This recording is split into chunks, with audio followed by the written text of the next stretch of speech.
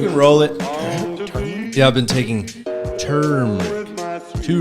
Okay. Have you ever heard of that? I know what it is. I don't think I quite know how to say it. What do you think it is? Turmeric. Turmeric? But it's got an R in there. T-U-R. There's an R in there. Turmeric. Turmeric. But I heard if you take too much of it, it makes you like orange or gold. Yeah, look like you got scurvy. I don't think it does at all. Well, if you like, that's what scurvy is, right? No. You start to like turn yellow, orange. Like, no, I don't think so.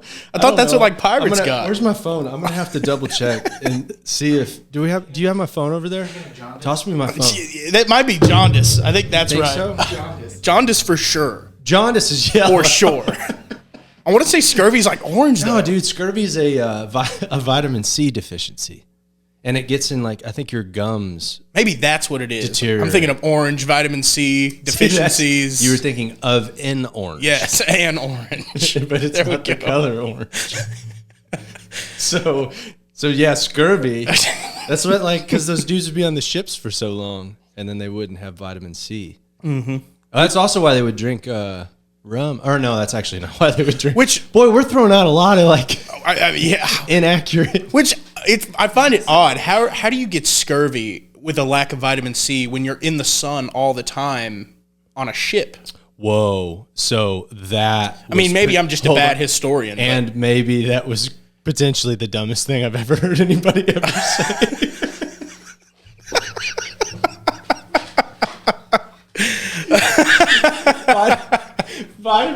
Vitamin, you get vitamin D. Oh, dude. Oh, man. Wow. That was so fun for me. I thought you were messing with me. No. Yeah, I was.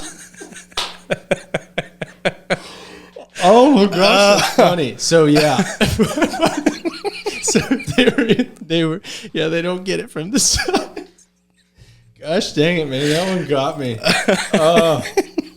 So yeah, they got to be eaten. I would love to believe that I did that on purpose, but so I was waiting, like I was just looking for the. I'm joking. Yeah, I was looking you dead in the eye. Never came, never happened. The confidence, like you just shoulders back. Just yeah, what's up, bro? Okay.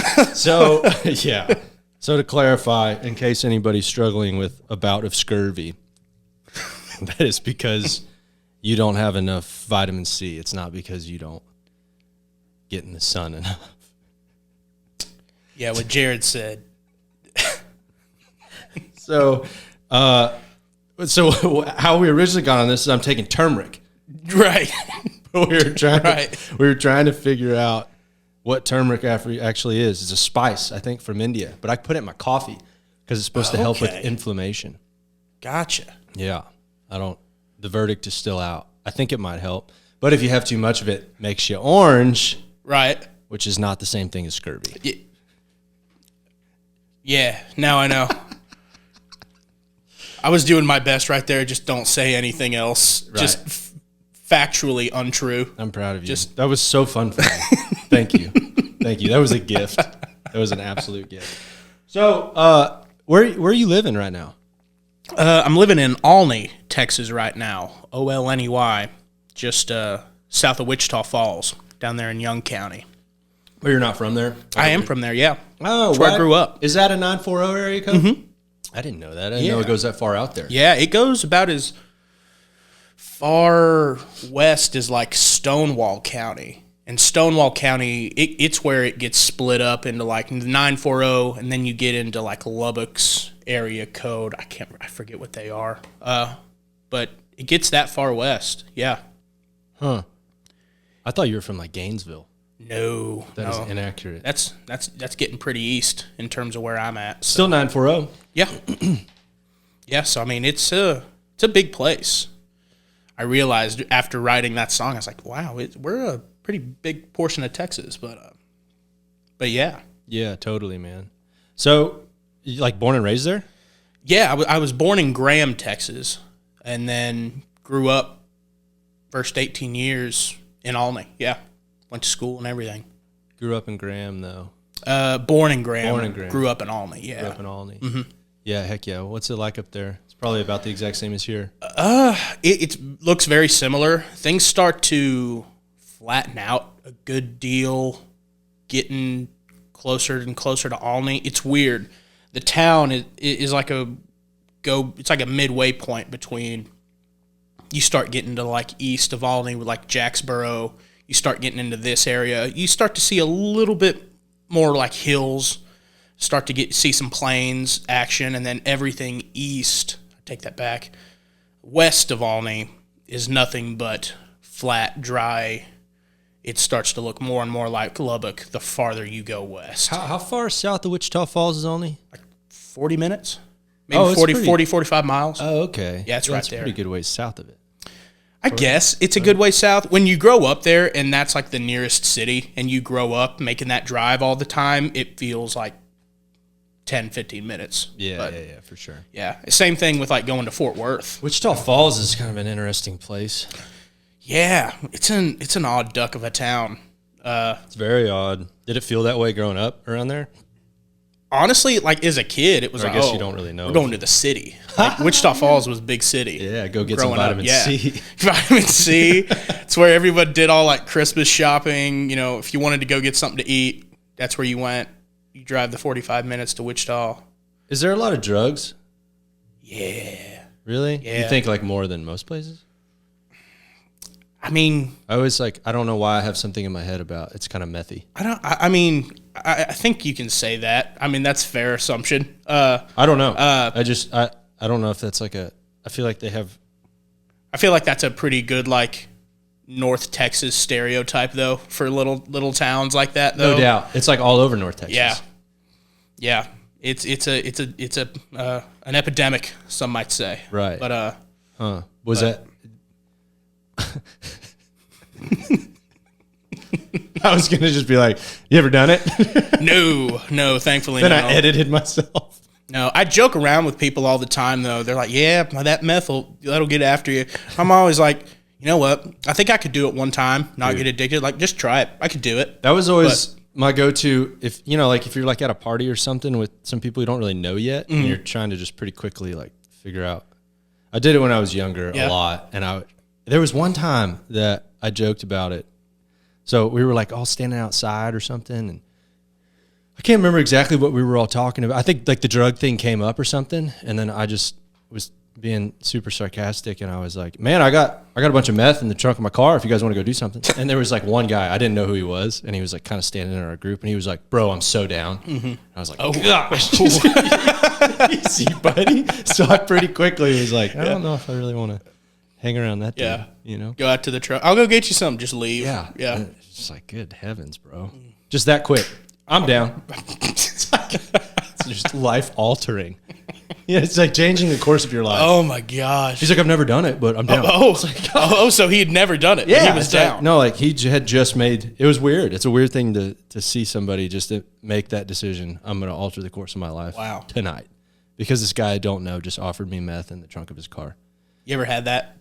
Meth before? In the trunk of a car? No, not actual meth in the trunk of your car. Like that urge to like really just shake things up, like the animal, like animal brain turns on. Like it's like.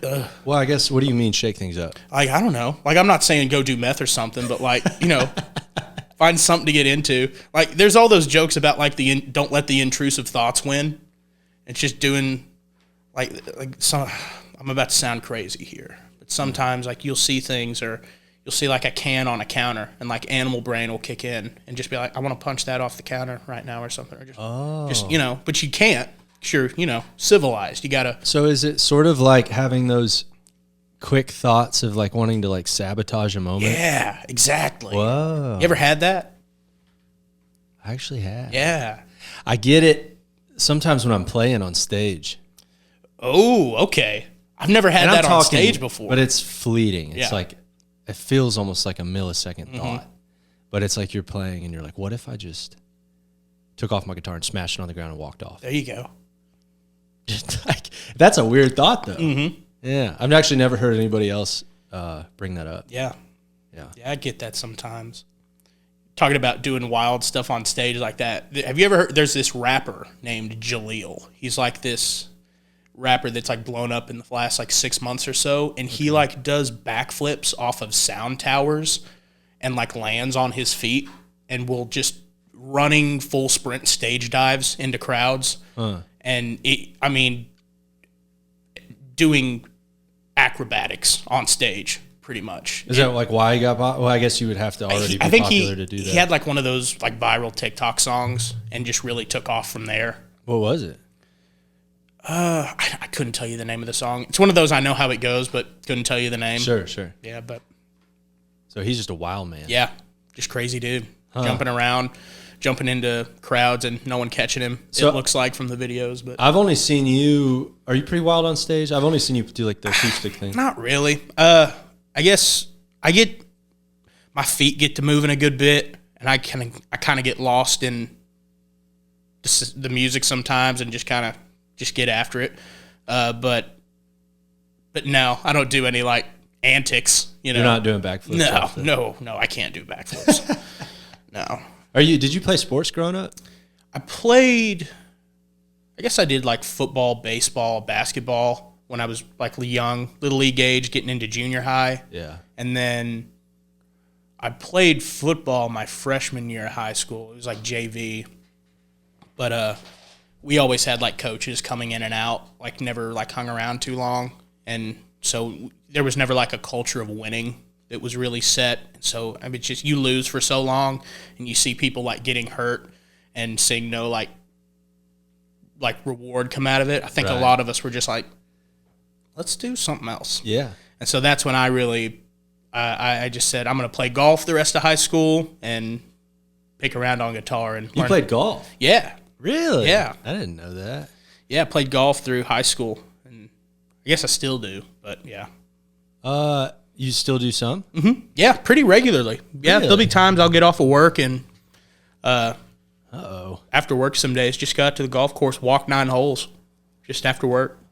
Just like, where are you working at? I work in Graham for okay. a manufacturing company. Yeah. Yeah. Heck yeah, man. Yeah, you got to in a lot of ways. Yeah, I just put the speaker in the bag and get to walking. That was the smart. I think probably one of the smarter things that I ended up doing was, hopefully that didn't sound egotistical. No, I didn't mean at all. for it to sound like that. But just keeping on, like, because I was shoeing horses and I could make a pretty good living doing that, and doing that while I was chasing the music thing.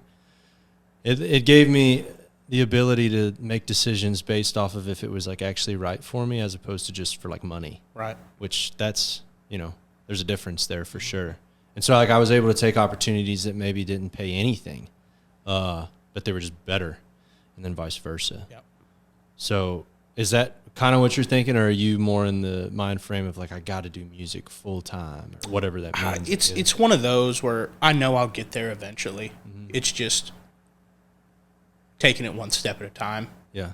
I'm very impatient, and I always like things to happen quicker than they actually do. And so I'm always ready, like, now, let's go, let's do it. And it just doesn't always things don't always move as quick as I want to go. But takes time. Yeah, so it's just kind of part of that biding time, paying dues type of deal. Just, I know we'll get there eventually. It's just kind of waiting for the right chance to jump there. But for sure. It's a scary thing, though, making that the full-time gig and that being the sole, like, source of income. No like, doubt. I think about that a lot, and I like the freedom that presents, but I guess where I'm at right now, just you never know if you're going to have a slow month, then you'll be busy for the next 1 or 2, and then come a month with not a whole lot going on, and I guess just the consistency, that security, I guess, if you will.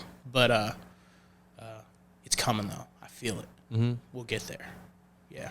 Yeah, because you got a girlfriend, right? Mm-hmm. Yeah. That's the other big thing is, like, if you're a single dude and, you can get by just making pretty minimal money. Yep. Like, that's one thing. But then you start throwing, well, for sure, if there's, like, a family involved or different things like that, priorities change a little bit. The biggest thing for me was always songwriting, too, though it wasn't necessarily performing. Okay. Like, I still don't just like my favorite thing isn't getting up and playing for people, and I never really loved playing just like a cover gig at a bar for a few hours. Never really liked that very much. And so I actually found that I was more creative, a little bit more like, fertile in my mind when I was doing something kind of other than music. Yeah, I know exactly what you're talking about. You know how a lot of guys who write really great stuff early on in their career, and then once they blow up and get really big, they start to lose, maybe if they're a little bit more of that Americana blue collar, like playing for that demographic, they get a little bit bigger and they kind of lose that edge to them, because I think they just start living this life that isn't even common to a regular person. So their music starts to feel a little detached. Yeah. Start getting too comfortable. Yeah. Like if you're not waking up at 5 a.m. to go to work and getting in an argument with somebody in line at the convenience store. And then, you know what I mean? Yeah. It's like those things somehow I think subconsciously start to, bring out some ideas in your mind, if that's the type of music that you're wanting to make. Right. So that's been a focus of mine, is to try to do something like just keep some normalcy. Do you have any other creative outlets outside of music that you do to kind of keep the creative mind rolling? That, there's some days where I don't want to write I just don't feel like picking up the guitar or want to write a song, and I know I should, but I also want to still be productive and creative. But, I definitely do. I'd be curious to hear some of yours. Like, what are some ways that you get your juices flowing, for lack of better? I write, I guess, a little bit of poetry. I write scripts, like for screenplays and like plays for the stage. I do that a lot. I was an actor for a long, long time, and went to school for that. And so that was another way that I was able to channel the writing creative side when I wasn't writing a song into doing other things like that. Yeah. And so that's kind of a fun thing that I kind of have to myself, that I sit down and do. So shaping and molding a big, longer storyline and plot line and narrative. Mm-hmm. Because that's all that these little songs are. Yeah. You just take that whole thing and you crunch it into 3 minutes. Absolutely. I've got some songs where they're like 7-8 minute. I've heard it. Yeah. Yeah. There's more. There's others too. Yeah. What's the Martian one? Cosmic Country. Country. Yeah. Yeah. It's very much like a McMurtry, Ray Wiley, Hubbard type of song, kind of long form story. But and you were so precise with like certain words that you used, and then like tying them back. You could, I love the idea of a song existing, and you could, I don't know what it's called, but like you could draw a line over the top to another part of the song, and you could do that throughout the whole thing. So by the end of it, there's just this huge arching thing of lines going between it, and that's the way that song. I guess I describe it as like an aha moment. Like there's a lot of those in that song, kind of starting from the beginning, and you get to the end, and things come full circle, make you go, like the light bulb goes off. Like I see what he did there. I see how that came about. But I love creating like moments like that. How do you remove yourself from the song to be able to like observe objectively the aha moments? Man, that's a tough one.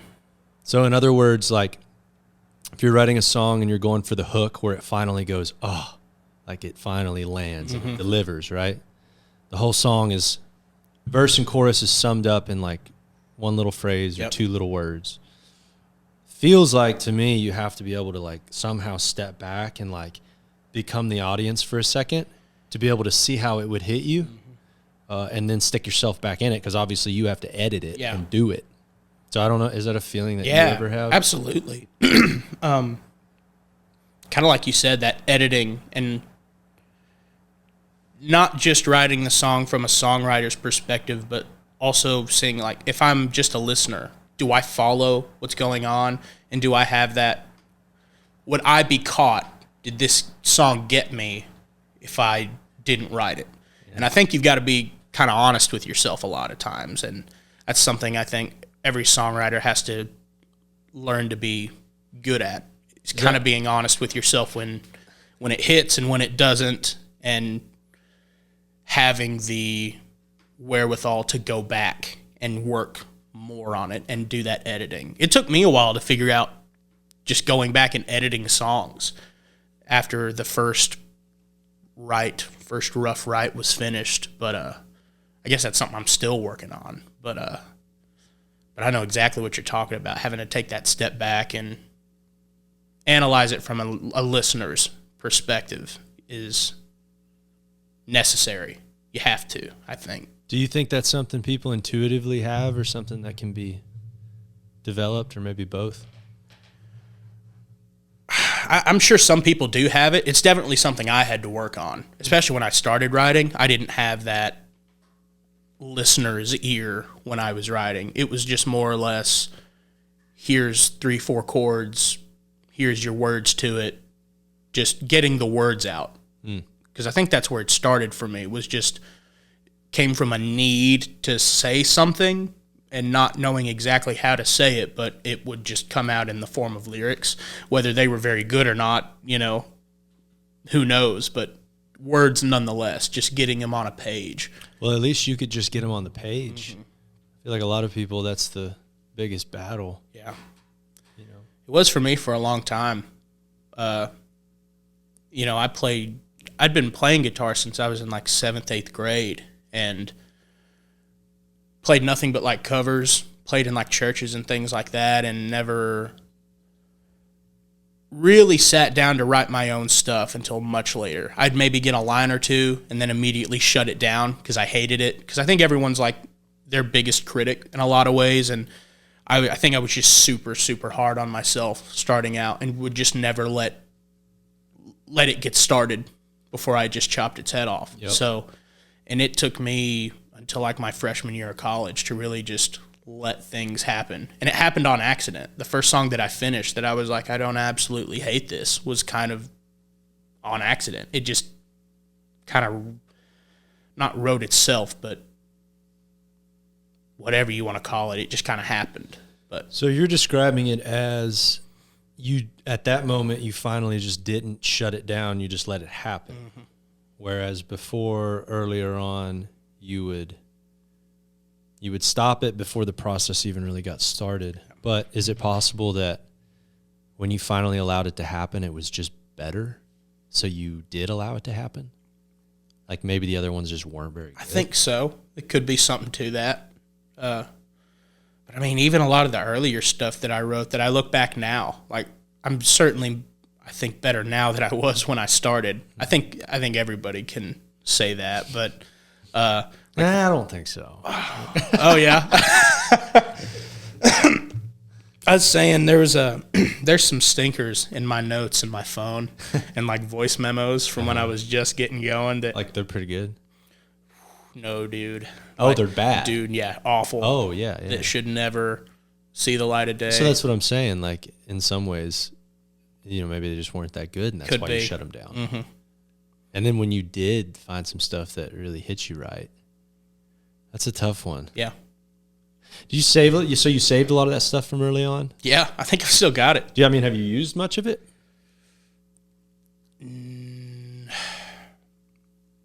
Not the super like experimental, like just getting started songwriting stuff. No, I definitely still. I think I've released and still play songs live that are from that really early period of like 3-4 years ago when I really started, and are still hold up. That are still pretty decent songs that people seem to enjoy. So yeah, that's kind of fun for me too.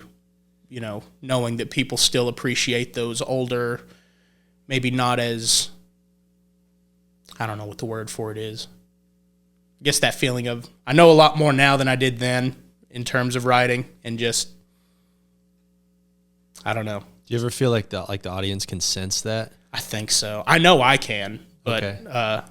Like they know you got better. Yeah, I like to think how polished it's become, though, it almost pulls away from some sincerity at times, maybe. I'm not talking about you. Yeah, I know what people in general you're talking about, though, for sure. Well, it's kind of going back to what you said earlier about you get to a certain level or success and that detachment. You can kind of get detached in a lot of ways depending on how things go. Because I remember the first, I guess, album, record, whatever you want to call it. I mean, it was super, like, low budget, recorded in a closet type of setup with a friend of mine who had never recorded, like, live. I won't say he didn't record. He recorded live guitar before, but he was very much an indie, like, bedroom pop kind of synth mixed with guitar artist. Oh, cool. I mean, yeah, we best friends, but never made the same kind of music. Yeah. But and so he helped me record that first record in his bedroom in, like, middle of summer in Oklahoma. Had to turn, like, the refrigerator and the AC off because you could hear the humming over this little just condenser microphone. And he lived right next to a train track, so anytime we'd get a good take, that's a good one. We'd get a good take, the train would roll by, like, in the middle of, like, a vocal take or something. Yeah. So we're sweating like nobody's business. And finally I just told him, I said, just run the cables to your closet. I'm going to sit in your closet floor and we're going to get it just done. It's, basic soundproofing with the clothes and all the shoes in there, and just finished recording a lot of those songs in a closet floor. And so I think at the time it was one of those things where I'm still very proud of it, but looking back and listening to it again over time, it's like you can tell at times where it's like, at least I can hear it more than a listener could, because I hear every flat note, every speeding up, slowing down of a guitar. Like I hear all of that in that kind of early project, but and I know some people would be probably inclined to, like, delete stuff like that off of streaming services, but I think I'll always keep that one around just because I like to see the growth. Yeah, where we started versus where we're going. So, but I still kind of play a lot of those songs that are off that first project today. So it's. When did you record that? Summer of 2020, I think. Oh, okay. Middle of the pandemic. Yeah, so pretty recent though. Mm-hmm. A couple of years ago. Yeah, and then you entered the LJT Songwriter deal. I guess that would have been in 21? Yes. Okay. Yeah, late 21. Because that's how we met. Mm-hmm. Yeah. I think I was in 18, I think. 2018, I won it. Okay. And then a couple people in between. Yeah, and then I just met you. I guess it would have been last year, right? Yep. Yeah, I remember I was still living in Oklahoma when a friend of mine told me that Larry Joe did the showcase. Yeah. And I was like, oh, well, let me look into that. And I looked up all the, like, entry rules for it, and I just, like, it had already happened. I'd missed it by, like, a month or so. I was like, well, okay, I guess we'll see we'll enter next year and see what happens. And so I kept that tab open in my phone for, like, a year. Just never closed out of it because I was like, I don't miss this. Make sure you get everything sent in as early as you can. And I think I sent in my video, like, the first day that submissions opened. And I think Sherry Taylor was like, yeah, you were one of the first that got in. I was like, okay, I just wanted to make sure I didn't miss it. So, but yeah, you didn't miss it. Yo, didn't miss it. So you didn't miss it. But yeah, they loved you. Yeah, it was I loved it too. Yeah, it was a wild deal. It wasn't just them. It was met a lot of good folks from that. I think it was one of the biggest takeaways. Just the shows I've played with folks that I've met from the Songwriter Showcase from then to now has been a really fun thing. Just meet a lot of really other good musicians from that, and a lot of good friendships have been made from that. So they try to cultivate a lot of camaraderie and a lot of, like, healthy competition, because it's always Larry Joe and I have talked about it numerous times where it's a little frustrating to make it a competition, but like you have to, like somebody has to win because it's kind of the nature of the beast. But at the end of the day, like it's all subjective, and there's people that have rolled in there that have won it that just kind of didn't really do anything. They didn't release any music after it, didn't pursue anything, disappeared. There's other people that have won it that ended up making something of it. And then there's other, people that, didn't even get into it that ended up having a lot of success, or they lost in the first round, had a lot of success. But, it may just be a difference in genres and things like that, but it's just music, and like it's just people's opinion. There's some basic things that adhere to like kind of all genres in terms of writing songs. Absolutely. But it's it's Larry Joe and I have talked about that before because it's a little frustrating, but we want everybody to like stay in touch, and just because you were in the same round as somebody and lost, like you guys might be able to write some tunes together and make some things happen. Yeah, man. And that's happened. So I mean, I feel like they're doing it the right way. If that's the goal, then I think it's Larry and them are succeeding. So yeah, for sure. Yeah, they've gotten some I don't know, people talking poorly about it too because of the female thing. Like, and I hear that a lot now within the music stuff in the Texas scene, where it's like women don't get as much of a chance, or females don't get as much notice, and like it should be pretty evident now with the internet. Like, if people like it, they like it. Mm-hmm. Like, there's really not any gatekeepers anymore. Right. Like, who do I have just doing stuff? I mean, I make music and put it out to people. If people don't like it, they won't listen to it. And so, like, and then even within that songwriter competition, like, there's a lot of females that are in it. And, like, there's a lot of the judges that are females in that competition. And, like, the conversations that are had about the music, it's just a little frustrating because, like, the Taylors are, really good friends of mine. And I just know how much they care. And they're just focused on, like, good music and good songwriting. And if it's good, it's good, like, regardless of your gender. And I thought that was the whole point, So that's always kind of frustrated me a little bit because, like, I've heard the conversations about, like what they say about people's songs, and it has nothing to do with whether or not they're a female. I got you. I don't know. That was my little soapbox. Oh, for sure. Because, I mean, that's the side, the whole... I mean, I still don't know a lot about how the judging of that goes on and what gets said. It's pretty like it's pretty specific. Like like they're going like verse by verse, and people have pages of notes, and like they're listening. Mm-hmm. And then at the end of the day, like, he doesn't have to do it. Yeah.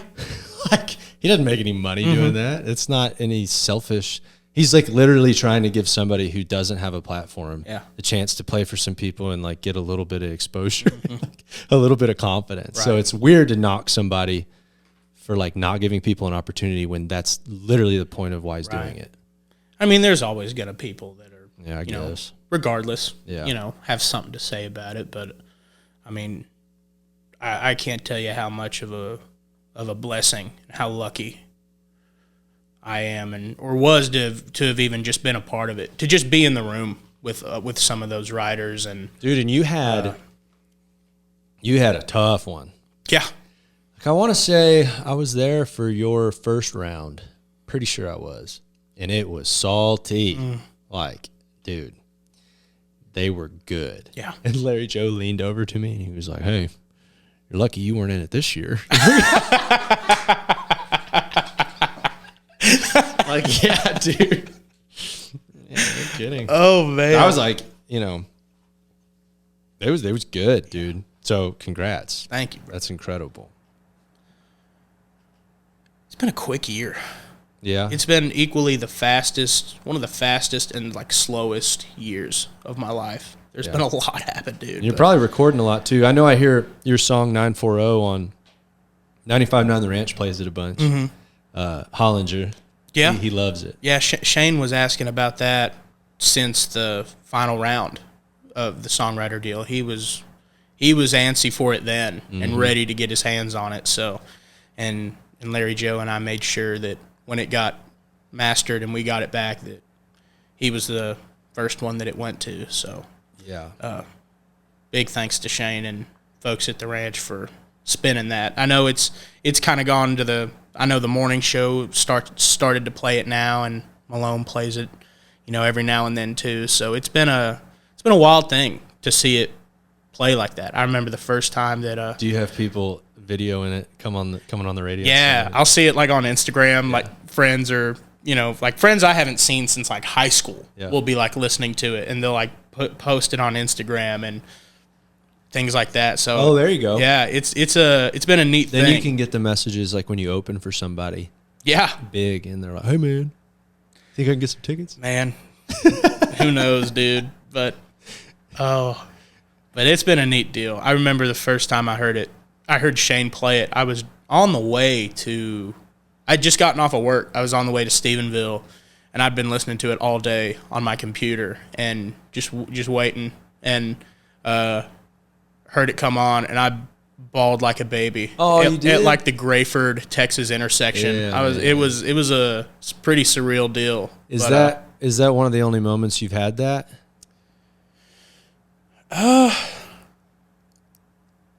I think that, and after LJT was done, like after the week was done, because I did all 7 days. Yeah, you did.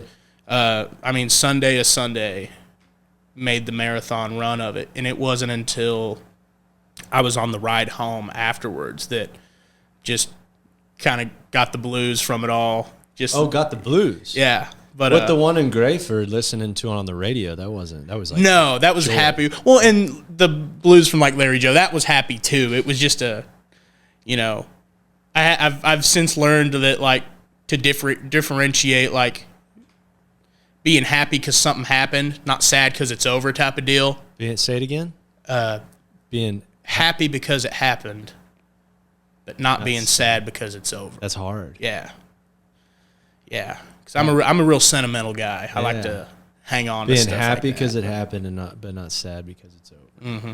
Is that a song? It's a Dr. Seuss quote. Is it really? Could be. Yeah. I mean, I remember I heard it somewhere, and Is it really Dr. Seuss? I think it's definitely a quote, and I just butchered. I thought we were on to butchered it, but songwriting gold. We were about to write that song, but it turns out it's Dr. Seuss. Happy because it happened. I don't know. You sounded he sounded really confident. It is. It is. It is. Yeah. It is. It is. Smile because it happened. Smile because it happened. Okay. Some variation of that. Right. Promise. Sad because it's over. Look at you trying to sneak that stuff in there, Yep.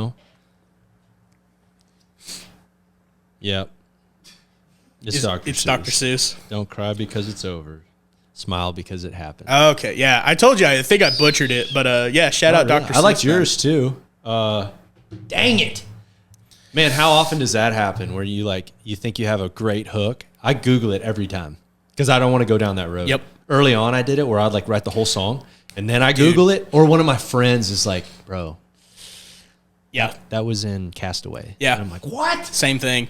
Early on, it was that, but it happened a lot more with the music itself for me and like the way it sounded. Like I can't tell you how many times starting out I would write a song, be done with it, listen back to it like in my voice memos and thinking, this is a Tyler Childers song. What am I doing? Yeah, it's even weirder when it's somebody that you're like really not that into. Mm-hmm. You know what I mean? Yeah. You're like, really? Yeah. Rascal Flats. Yeah. So, I mean, that happened a lot early on. I was like, what is... So, I think it took me a second to, find my voice, figure out how I wrote and how I made songs or sang songs, but... Yeah, because the mind is, I try to write in my head a lot, melodies and stuff. I try to just not even pick up my instrument in terms of writing. But your mind will it's kind of regurgitates a lot of stuff that you've already heard, and it's hard to sift through it and figure out, man, where is this from? It sounds so familiar. How does that work for you, writing without picking up your instrument? Because I find a lot of times for me the two go hand in hand, but I can maybe get a line or two just in my head, okay, and maybe put a melody together. But How does that work for you? It seems like either I have a very interesting melody or I have a very interesting chordal sort of thing on my instrument. I got you. And one of those is going to drive kind of like what actually ends up happening in that song. So like if I have the interesting melody, I can put the musical kind of landscape underneath it with my instrument, but I can do that kind of at any time. Mm-hmm. So I actually don't want to get in the way of where the melody wants to go because I'm limited on the instrument. Like there's just muscle memory. Right. I'm very rarely going to play something. So like let's say I'm going through a progression and I need to move to the bridge and I want to make this big, beautiful change.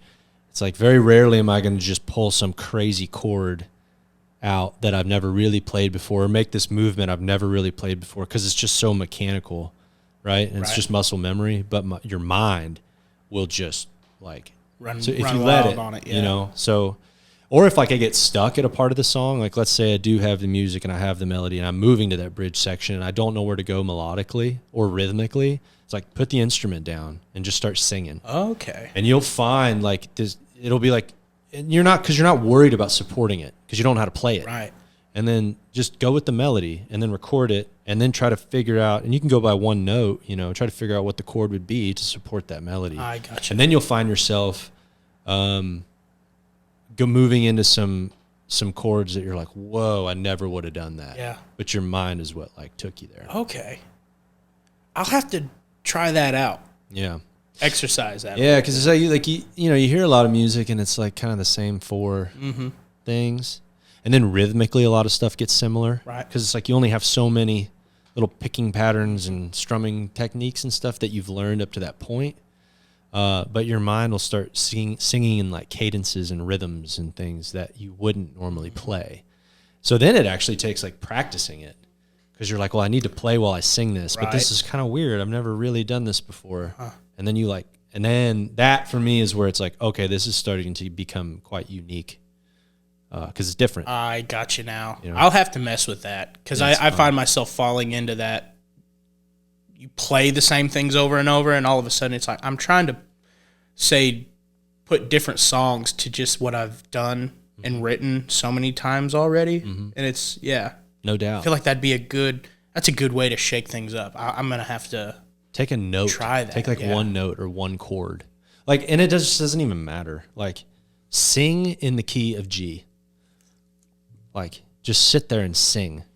Or sing in the key of E. Right? And you'll just start singing melody. And then something will start taking shape and you kind of chase that down. Right. And then you'll naturally start moving into like a pre-chorus and then a chorus.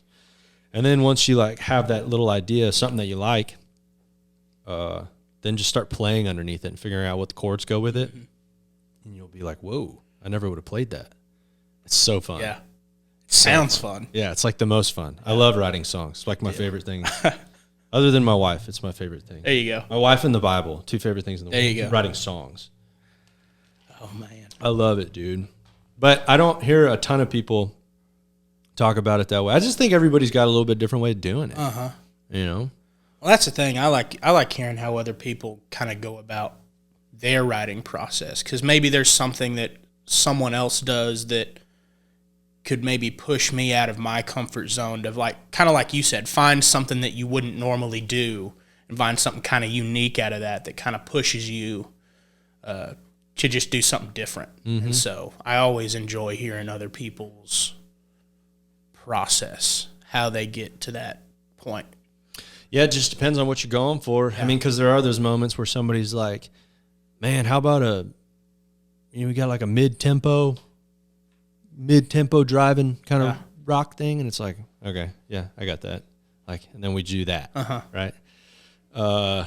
But, if you are, it's a double-edged sword because sometimes if you're doing stuff a little bit different, a little bit unique, just different. Yeah. People don't know where to place it, what to do with you. They can't easily describe you because, naturally we just want to associate it with something else. Oh, he sounds like this. And when you don't have that, it can actually kind of be a double-edged sword at times. Yeah. So, I don't know. It's kind of just all what you want to do. For me, it's just about doing something a little bit different. Yeah. You strike me as similar. Yeah, I try to be. I don't even know if my goal is necessarily to do something different, but I always try to write something that I, as a listener, would enjoy. Like, can I see myself, like, would I jam my own song? Like, could I turn this on, like, willingly when I plug my phone in? Which is kind of an odd thing. Like, and then on the other hand, it's like, are you cool with being able to have to play this song every night for, like, the rest of your life? That's another thing that I've recently had to be like, all right, you cool with that, though? Yeah. And then if the answer's like, I'd do something here or there to change it, or it's like, okay, well, go back to the drawing board and figure out what you're hung up on. Because there's probably some low-hanging fruit that might hit now, and then live with a crowd, like they would just really like it. Mm-hmm. But the second that you're 55 and you've got 2 kids and your wife standing side stage, it's not cute anymore. No, it's just gonna be weird, man. Like, no longevity there. You know what I mean? Yeah, absolutely. They're just like, that's an odd one. Yeah. Like, I can sing this at 23, but yeah, totally. This is weird for a 60-year-old to be singing, Yeah. But then there's stuff that's just like weird, but like creatively weird. Yeah. Like, you could still be like the weirdo 70-year-old singing it. Right. Yeah. I mean, that's what Ray Wiley Hubbard does. For sure. I think he's one of the masters of that. But he's a funny one too. Like, I don't think he actually got most of his big notoriety until like quite a bit later in life. Yeah. Wasn't it? I mean, I could be wrong. Yeah, I mean, it's kind of the same thing. I don't know if age-wise when it happened, but it was kind of the same thing with like Chris Knight. He spent his younger years writing for a lot of Nashville guys. And I did not know. He didn't release his first record, his first solo project until he was like 39. Yeah. 39, 40 years old. He put out his self-titled. I think it's his self-titled. I could be wrong, but yeah, he was. And that probably would have like Nothing on Me. It Ain't Easy Being Me. It ain't easy being me. Loving a 45. Okay. Geez, I just listened to it the other day. That's Pretty Good Guy. Yeah. Framed is on that record. Yeah, dude, what a freaking stud that guy is. Have you met him? No, never met him. Yeah. But me and my brother saw him in Albany, Texas, like, time's running wild on me, like July, I think, mid-July. And it was just him acoustic with a lead guitar player. Yeah. Talk about stoic. Dude. Good God. I mean, that was one of those, like glued to him the whole time. Really? And then an hour and a half goes by, and you're like, oh, he's done. Yeah. Yeah, but that was a wild thing to see. Him and a guitar player, real stripped down.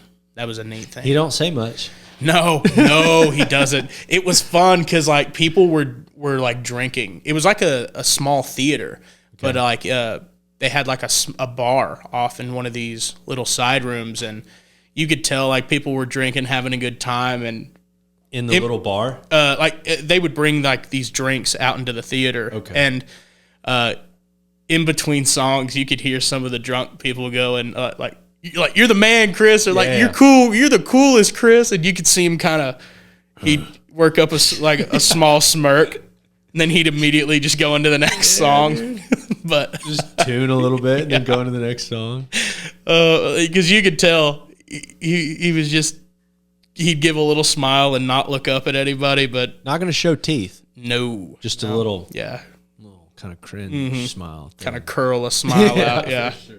But he grunted at me one time. Did he really? Yeah, one time. That's all I got out of him. Hey, Chris, it's really a big fan. Really great to meet you. He looked up at me and just,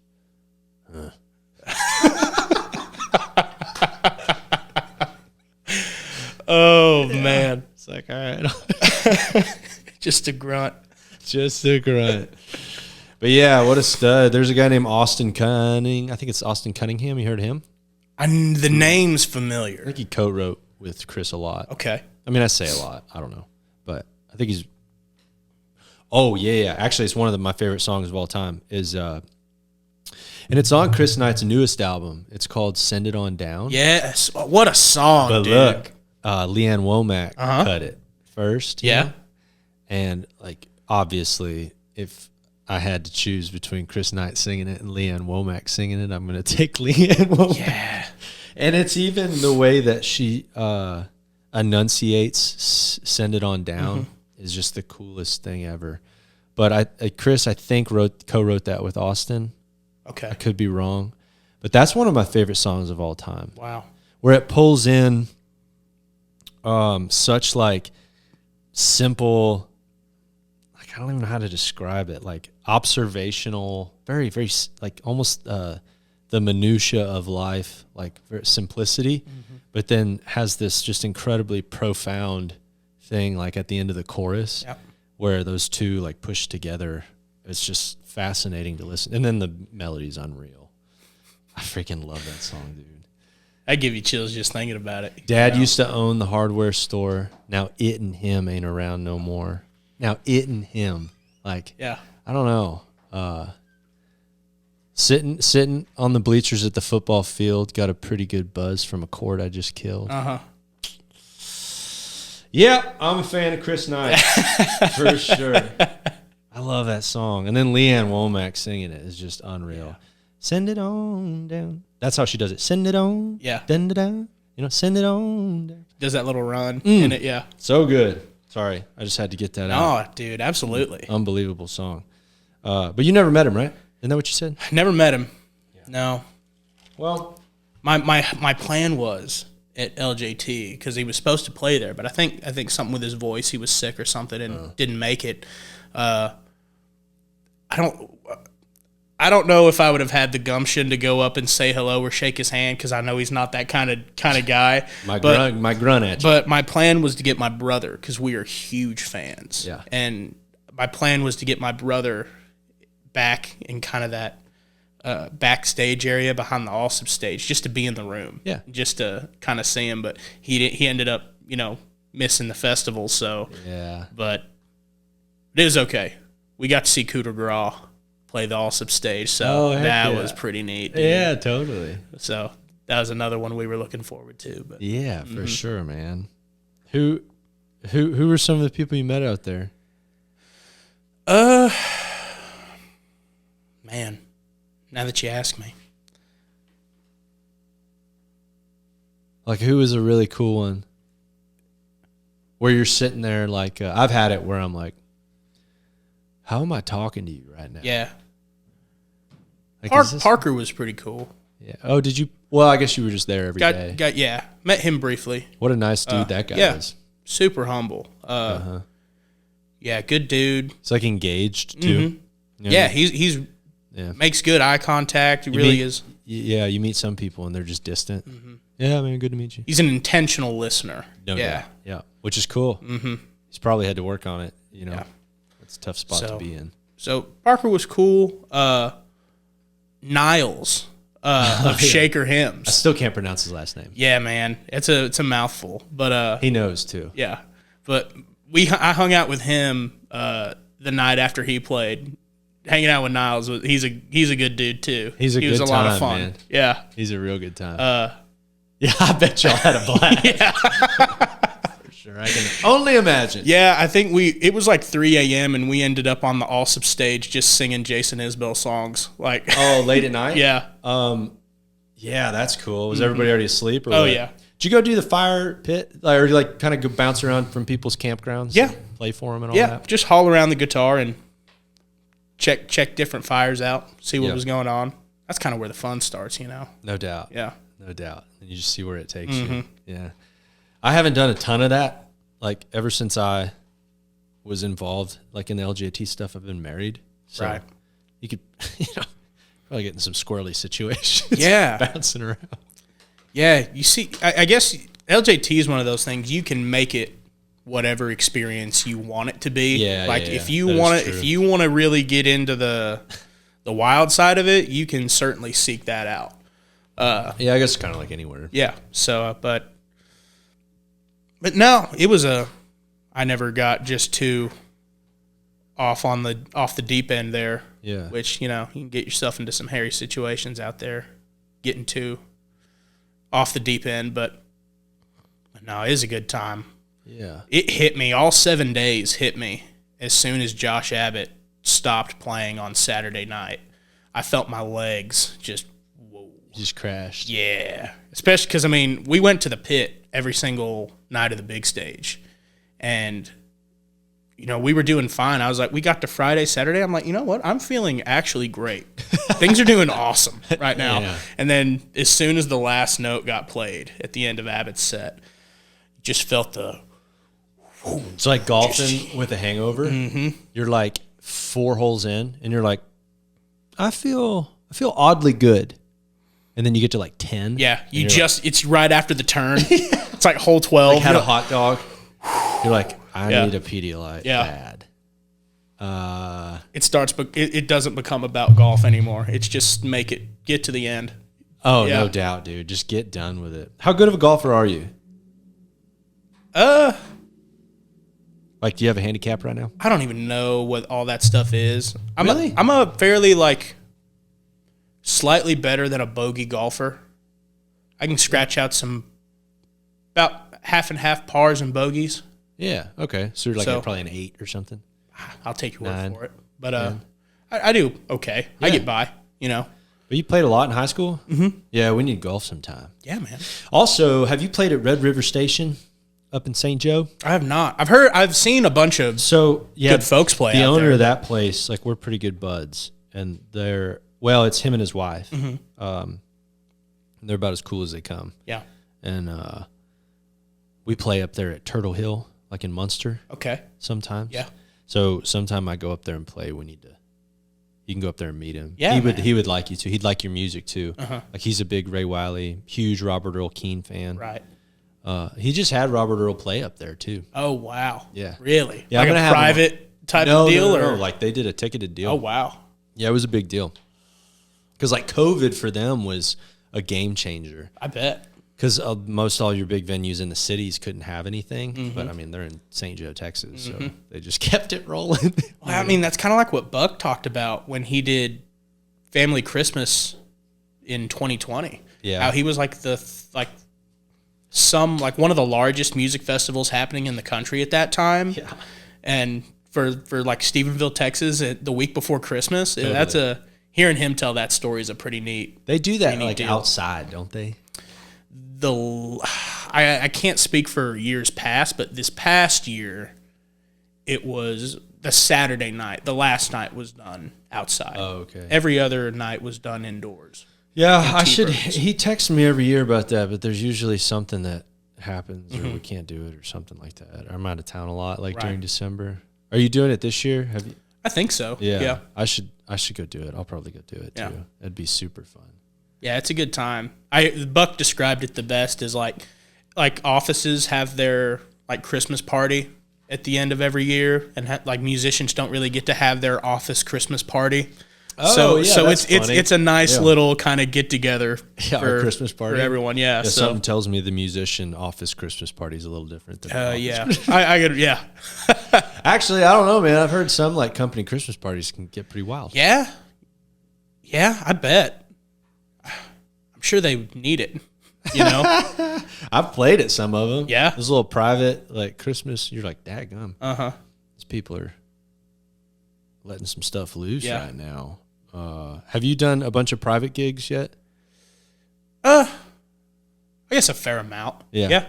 Like the house parties and stuff like that. My favorite things to play are when I was in college, when I was just starting out, was playing garage parties or basement house shows. Heck yeah. Those were my favorite. Because Norman, Oklahoma, it was...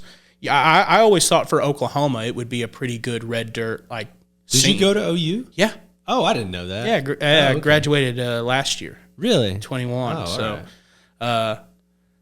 But it's very much all of the jazz and classical musicians from the university find places to play around Norman. Whoa. And it's a big indie scene kind of. Yeah.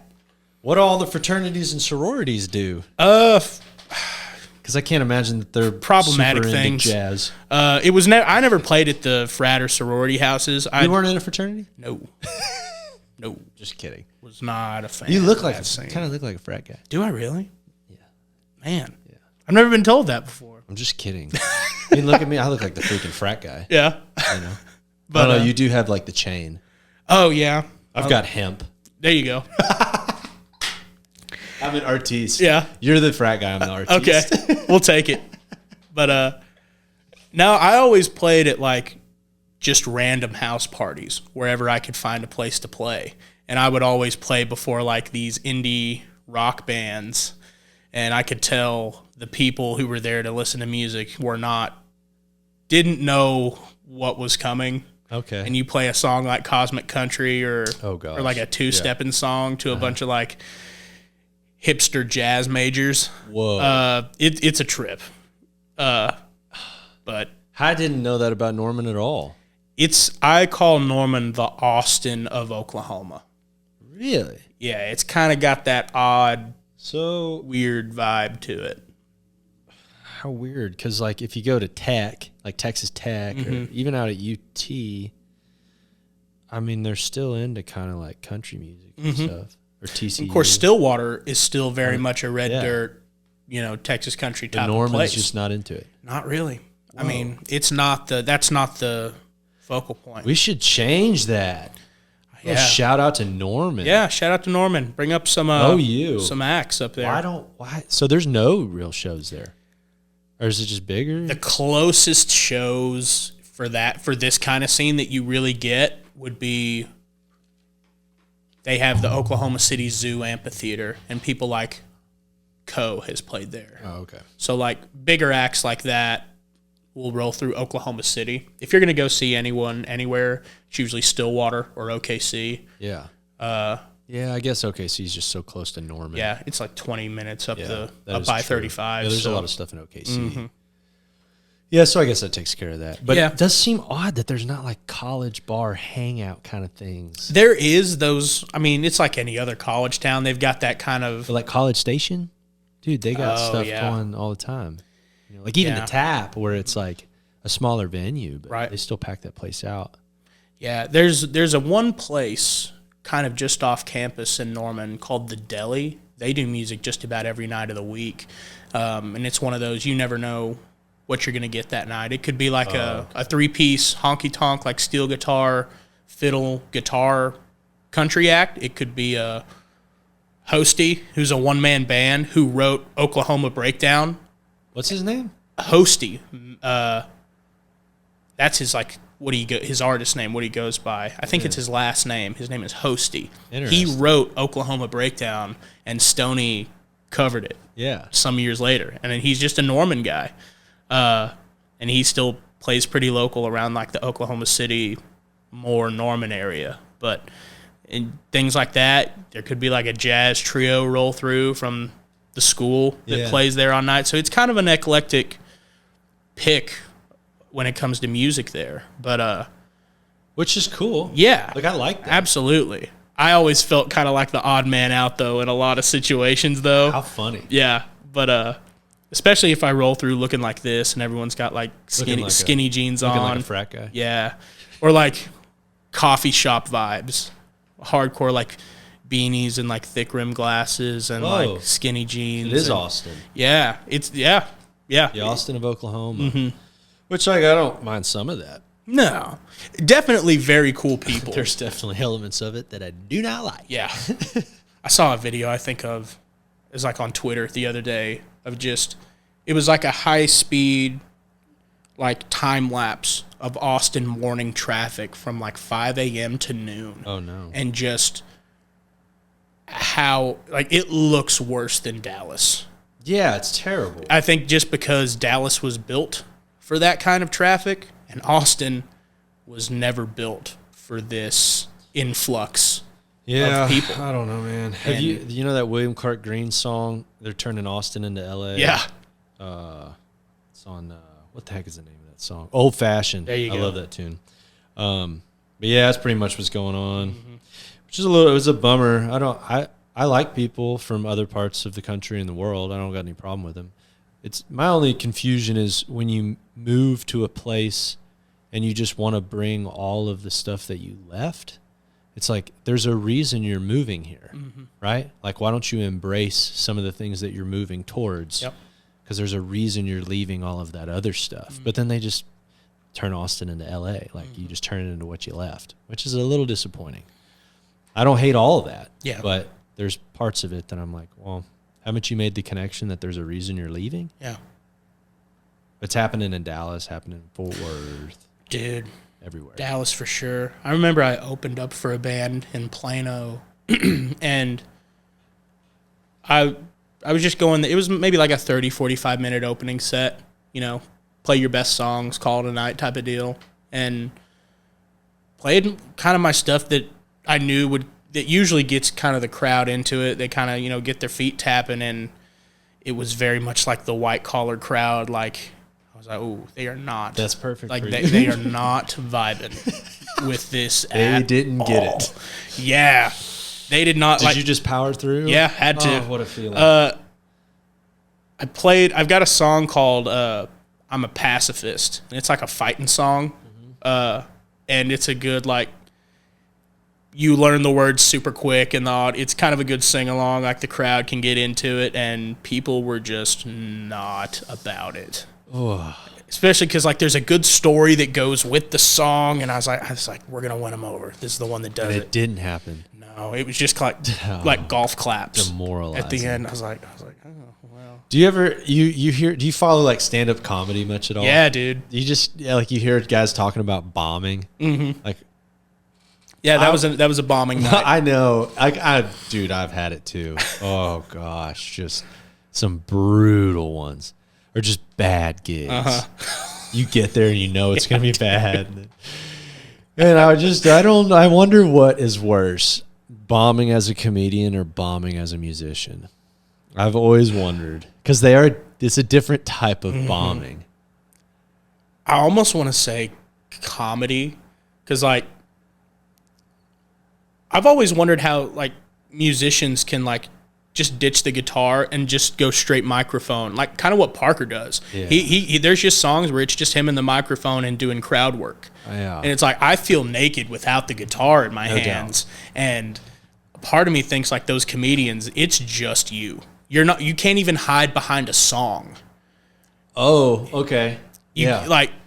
But they have their own little ways of hiding. They hide behind little quick, like, things that they just try to say and just get a quick laugh. It's not really a joke.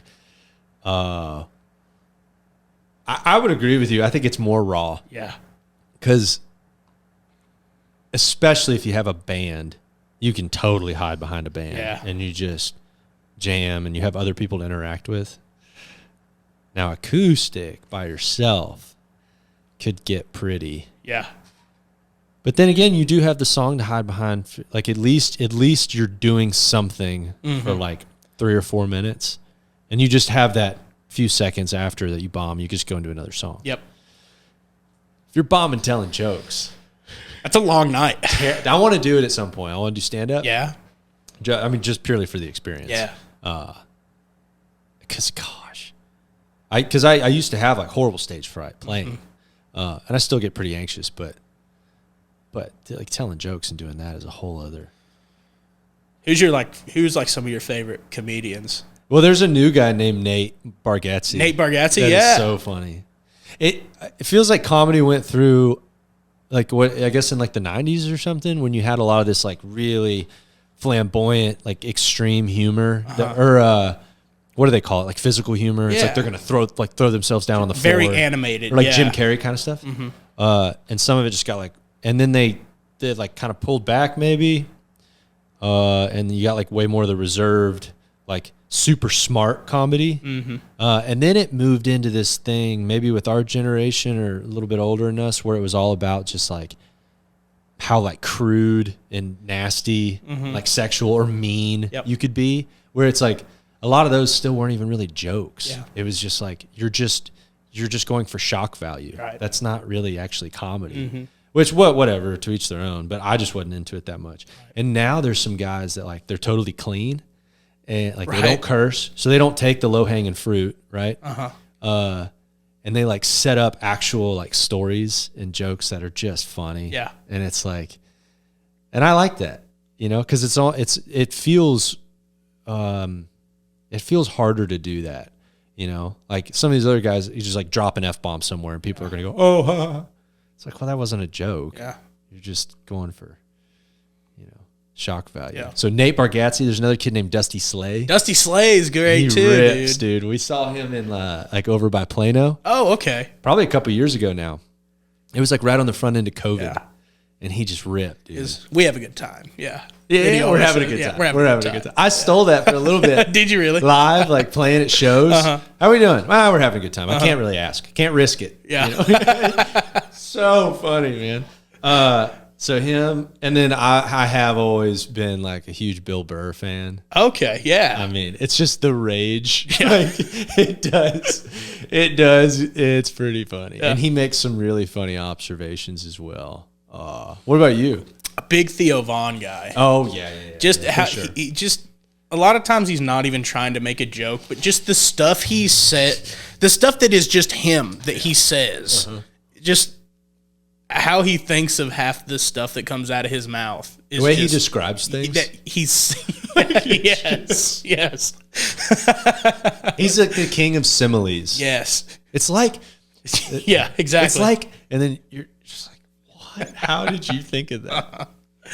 and like that's the thing. Like his stand up is like is completely different than like what he does on podcasts and stuff. And I like him more in like a podcast setting, Yeah. just because it's not super rehearsed and he's already just naturally funny on his own. Agreed. Unscripted. Yep. And he's one of my favorites to watch. Well, so Chris D'Elia was the same way. Yeah. Like he had a couple bits in like his actual stand-up routine Yeah. that I liked, but other than that, him off the cuff, like his crowd work Yeah. and stuff was always the funniest.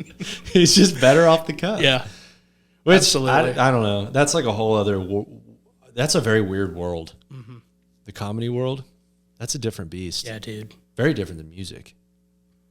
I haven't really been around it much, but it sounds haven't like either. the way that they describe it, it's Yeah. very odd. But they do all seem to. They probably actually have more of like a community than the music thing.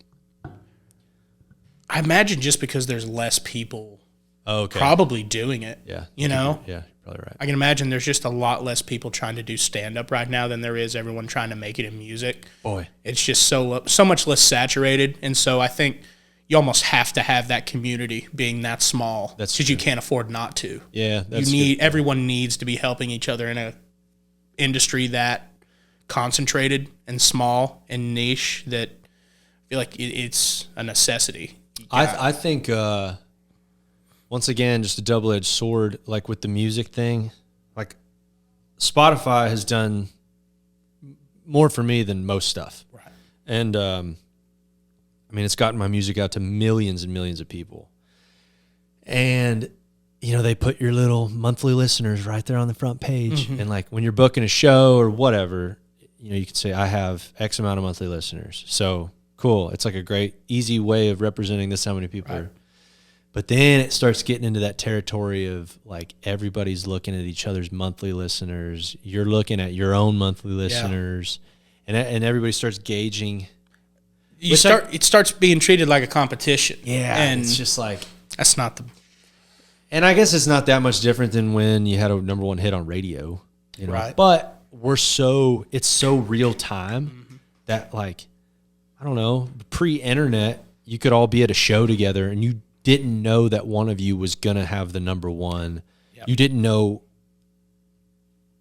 somebody's song went viral that day on TikTok. And like, now it's so real time. I think it's starting to cultivate an unhealthy competition. Yeah, Because everybody's comparing each other. absolutely. I don't know really how to get away from that. I don't really think you can. No, well, it's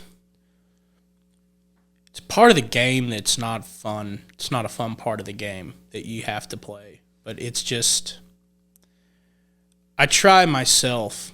I mean, I feel like everyone wants to not be that guy that looks at the listeners or looks at streams. But, it's hard not to. No, A lot of times that's how we're gauging how our work is doing, after it's been published. That's kind of a standard now, is checking numbers like that. And, I guess I try to do my best not to give too much into that, just take things as they come and surround yourself with other musicians that you can be good friends with, but also create good art with as well. I think everyone finds those circles that try to build each other up. And it's kind of like with the whole comedy deal. As much as a saturated business as this is, I feel like we still can't afford to not be building each other up or trying to help each other out when we can, because everyone's taken this risk to do music anyways, to try and enter this industry. It's a hard thing. It's a monster, but so you need positive, I don't know what the word quite is, but reinforcement, I guess you could say, between peers, between your other musicians, that it's so much nicer when you have that, that camaraderie. And kind of going back to the whole Larry Joe deal, that's a good place where that gets cultivated.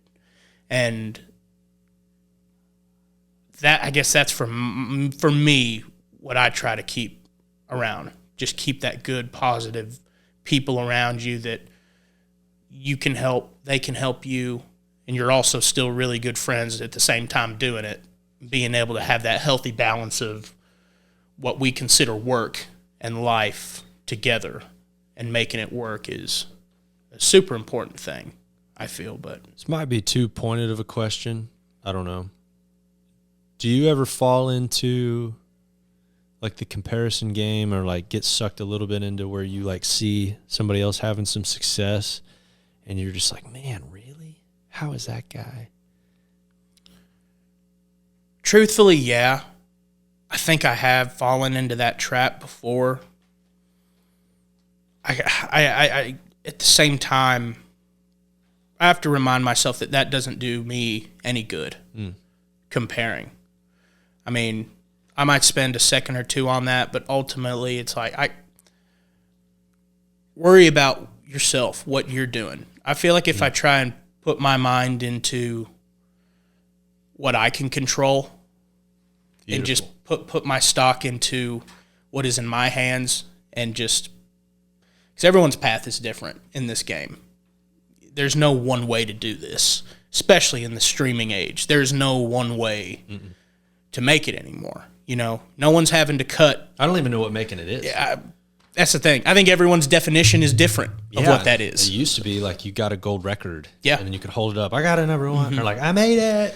And so everyone's gauge of what making it is or what success is just so different and can be different for different people. But, yeah, I feel like the whole comparison, it's a natural thing. I think it just happens. You can't help but get that from time to time, but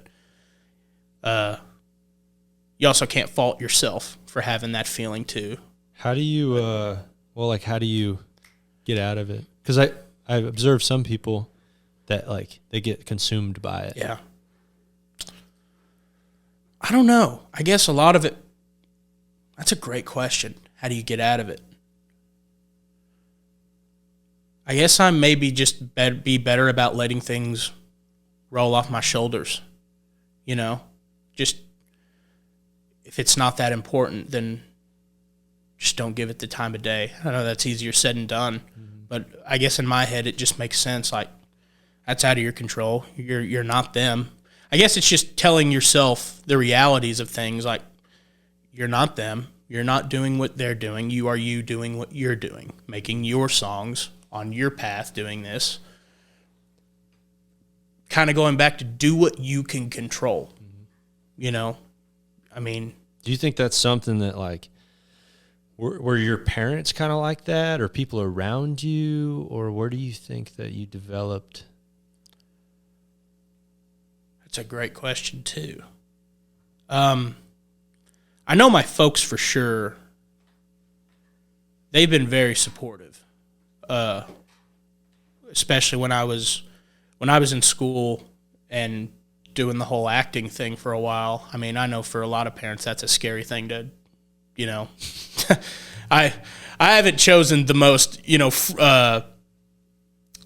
money making of businesses, or career endeavors starting out. So, but they've been nothing but supportive and backed me 100%. And I think there's a peace of mind in that, knowing that regardless of what you think about where you're at, whether it's my folks or really good friends or other artists that, that you're close to, I think just knowing that other people have your back and want to see you do well allows me to get out of my head too. Knowing that you're not at this alone. You've got people that you can lean on. And I think having those people to lean on when you're having those thoughts and you may need that reassurance there, I think helps me a lot getting out of it, So I guess in short, a lot of it doesn't come from me. It comes from other sources, other people, I think. Okay. Yeah. But when I can't do it on my own, I guess I should say. Yeah. So, yeah. Is that like, how were you raised? Like, what did your parents do for a living? So my mother is an elementary school teacher. She teaches really whatever the district tells her to teach that year. But she taught kindergarten and third grade primarily, all through when I was in school growing up. And my dad, Olney's a big, I say big, it's not big, it's maybe 3,000 people at its biggest, but it's an industry, factory town. Like at noon, when everyone comes into town to work, you maybe see a population jump of maybe 1,000 more people, 1,500 more people coming into town to work. There's a big aluminum extruder, and then there's the air tractor plant where they build the crop dusters outside of Olney. So it's I guess you get out this direction in kind of the Weatherford area, it's more of like a cowboy ranch kind of culture and lifestyle, whereas where we're at, it's more of a farming and industrial type of place. And so my dad worked in that aluminum like extruding plant. So I mean, it's not easy work by any means, but it was just one of those deals of I was very lucky to have two parents that I guess they were very much the embodiment of whatever you're wanting to do, whatever you want to do when you get to that stage, go for it. Chase after whatever that is. That's cool. Yeah, I mean, very lucky, like I said, to have that kind of backing like that. But that's not like a super stereotypical small town type of vibe. Yeah. I think, too, it was one of those deals where they wanted me to chase after what I wanted to do, but also I was learning how to do the whole acting thing, the business of it, music and the business of it at the same time that they're doing it. Like they didn't know anything about that stuff. I also didn't. So we were kind of learning the same things of what I was interested in and what I wanted to do at the same time. I think my dad still is to an extent. My dad is like my de facto like merch guy. Like he's always wheeling and dealing, like sending me texts, hey, I found these folks out of so-and-so that have hats at this price, this, that, or the other, or hey, we can get shirts from these people. Like he's pretty cool, man. Yeah, and it's very easy for me, like in the moment, to be like, oh my gosh, Dad, what do we do? Hey, just let's get it done. Yeah. But at the same time, knowing that he's that like about it and invested in like trying to find the best thing for us awesome. It's a blessing. No doubt. So, and don't ever let anybody like make you feel bad about that. Yeah, no, absolutely. It'll not. happen. Yeah. Seriously. Like, oh, well, if I had, somebody helping me, Yeah. or if you'll hear it. Yeah. And it's not even like, and I could see how people could be that way. It's like, well, don't get it twisted. I mean, we didn't come from money I get by it. any means. I get It's it. just, But people will find every little thing, they'll try and pick it apart and every little thing that they can. find whatever hole they can get into. Because Yeah. they just want to find a reason that they're not having the success that they feel like they deserve. Right. So it's like elementary school type stuff. That's what my mom used to tell me. Like they want to drag you down, because they're jealous of you, right? Granted, every mom tells their kid that. Right. And it's not that you're so much greater than anybody else. But like typically it's rare to find people around you that can just genuinely be happy for you, regardless of like what's going on with them. And that's the way you strike me, like a very genuine, happy person. Like you're happy for people. I could tell when you were in the songwriter competition. Like I observed some of the different people, the way they act. I watch everybody when like on every round, like when they win or when they announce the winners and the losers. I just watch like all the contestants, and I see like I just watch the reaction. Yeah. Shows a lot about like who they are as a person, the ones that just deuce out, pissed off, and then the ones that like are just happy for other people. And it's tough, but you can see it happen right before your eyes, and that's the way you always struck me, regardless of what, it's just like, you spent like 7 days out there just listening to everybody and a lot of different types of music and maybe not even music that you particularly liked, but you could find something in it that you did like. Absolutely. And that's cool. That's a great way of living life, man. Yeah, man. I tried to make sure, especially for the songwriter deal, I missed all but 1 week. I think I tried to make it every week to see every round. Oh, yeah. Just for the sake of getting to meet people, never knowing who was going to be there, who you might be able to shake hands with, say hello to, and all that good stuff. But I think that was the biggest thing for me. If I had just gone for my round or the rounds that I was there, I don't think I would have gotten that. But just running into the people who were also there every week and meeting the people who were there my week and the weeks that were there in like the semifinal and final round, it was just, I think that was the biggest thing. It's not just having that one time to really get to know someone and meet someone, but having those extra weeks to get to know folks even more and more was a lot of the fun for me. No doubt, dude. But yeah. So what are you recording right now? Or like you just put out the 940? Right. I know Larry and I are trying to talk about when dates make sense to get back into the studio and get some more stuff done. If I had it my way, I would like to go in and just get 3, 4, 5 scratch vocal guitars down, and just whenever we can get to working on them at whatever pace that is, awesome. I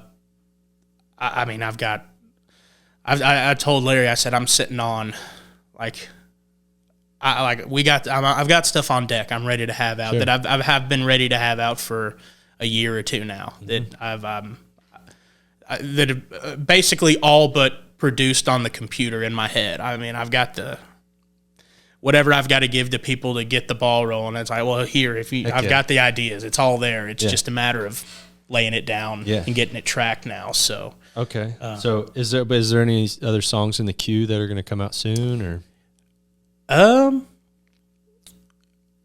I think next, of course, this is all subject to change. I think about this a lot, about what's next, and the songs change a lot. I think this pacifist song, this like good old fashioned, like it's very much like I always say, like when I play it, like the spirit of like Johnny Paycheck and Jerry Jeff Walker wrote this song for me. Yeah. But it's kind of just like a fighting song, and then also a story. It's very like an autobiographical song, talking about the family and stuff. And then at some point I'd like to get Cosmic Country and Ain't No Cowboy out as well.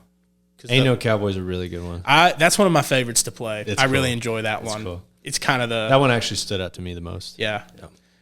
Because I always tell people it's not an anti-cowboy song. It's just a song for the not cowboys. It's more realistic. Yeah. Man. Everybody ain't a cowboy. Yeah.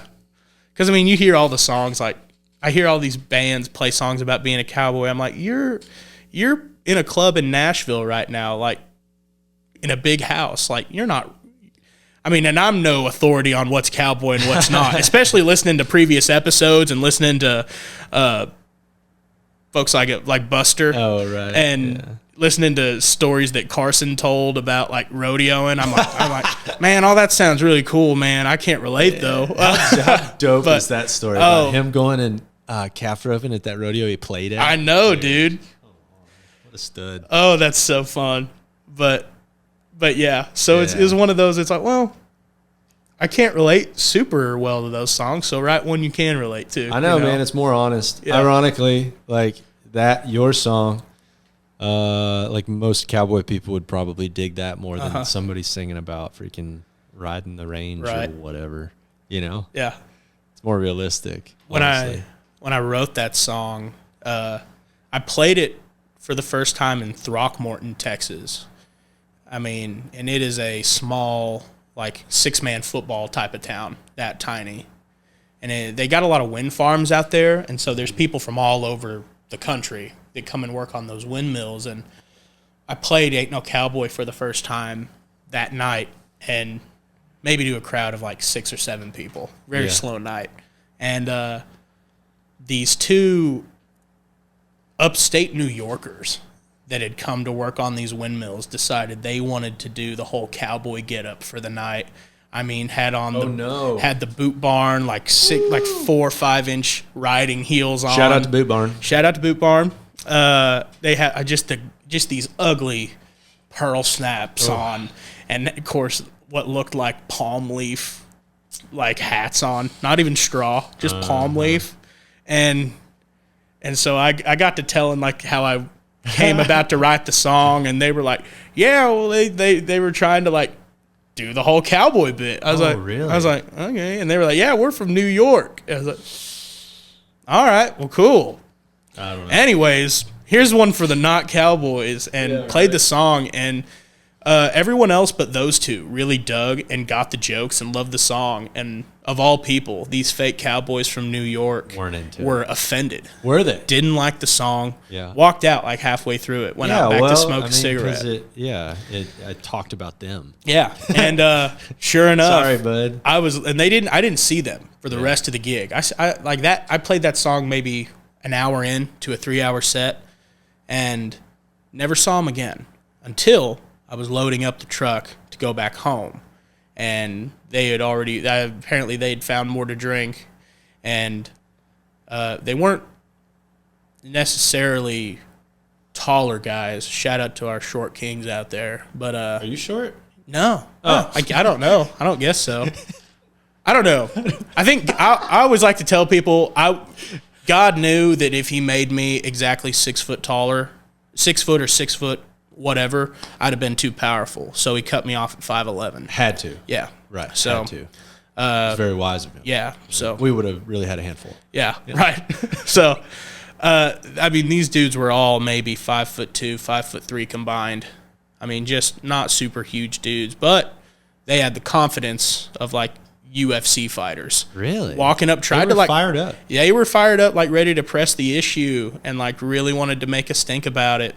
Wow! And welcome to Texas, yeah, cowgirl. And I was sitting down for the whole show, so they never saw me stand up. Yeah. And so I was hunched over, like putting something into the truck, and they tried to like, hey, hey, cowboy or whatever they called me, and I turned around and stood up, and yeah, you said, I'll be your Huckleberry. Like Johnny Ringo, you look like somebody walked over your grave or something like that, and I think they realized pretty quick. They're like, oh, this is. I think they remembered. Oh, we're not cowboys. We freaking New York. We're not. Nothing against people from New York. No, I love New York, and there's probably some super cowboy people in New York. I guarantee not these old, not these guys. No, as what was it in the first episode? These were cowboys, or yeah. No, these were not cowboys. They were not cowboys. Not cowboys. But they are cowboys. Cowboys, like with a Z. Yeah. Man, I don't even care if somebody I can appreciate the effort. Like, you want to wear a cowboy hat and do all that. That's cool. Yeah, they just man. But I mean, yeah. Come on.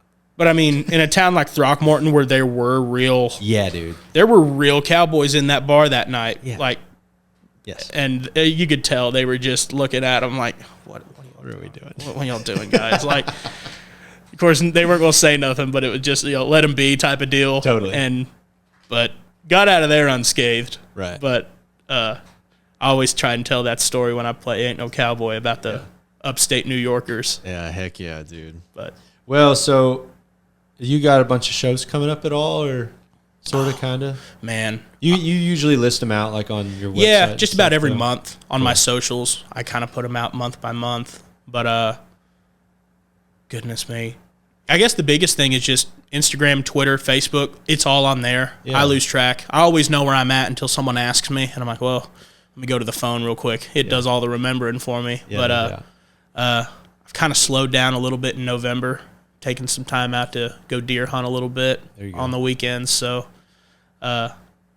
pick it back up. Yeah. Come like late November, December, get it back rolling. But Heck yeah. Well, yeah, we'll be around come October, November. I'm usually always around the North Texas, Stephenville, edge of the hill country area, wherever I'm at. So yeah, dude. Lubbock sometimes. Yeah. But yeah. Well, cool. Well, thanks for coming and doing this. Yeah, brother. Thank you for having me. Glad This I got was to get to know you a little bit better, It's a blast, dude. even if it was on camera. There you go. You know. So thanks, man. I appreciate it. No worries, bro. All right, we'll see y'all. Adios. My rifle loaded and me. Whip, whip, whip.